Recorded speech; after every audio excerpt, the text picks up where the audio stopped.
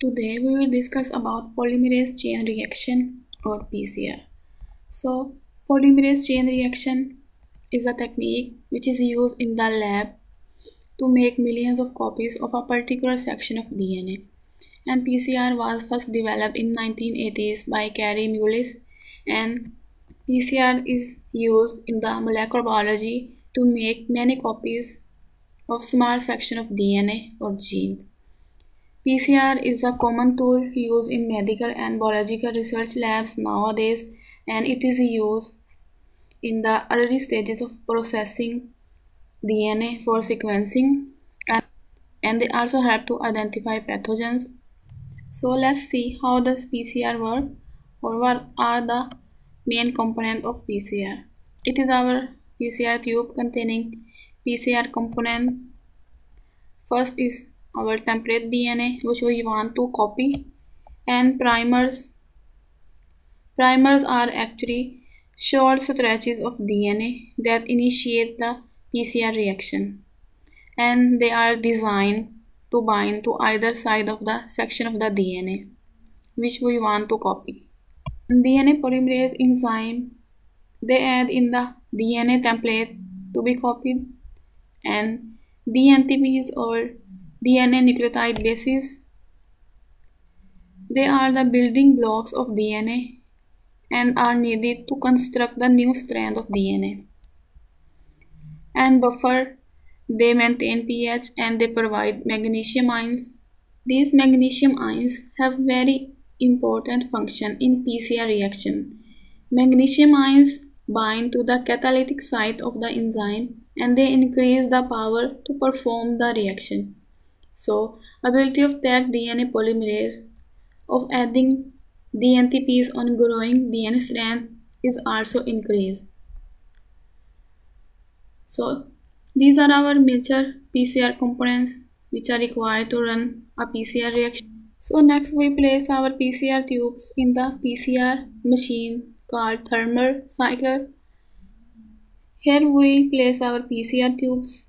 In PCR tubes we have DNA samples, primers and nucleotides and Taq polymerase, buffer and PCR tubes. So after placing PCR tubes to the thermal cycler, we run the PCR machine, we set our temperature. So let's see what happened at each stage of PCR. The first is the denaturation stage. Here you can see it is our DNA strand. So DNA strand and other ingredients are heated up to 94 to 95 degrees C. This high temperature causes the hydrogen bond between these bases to break and the two strands becomes separated.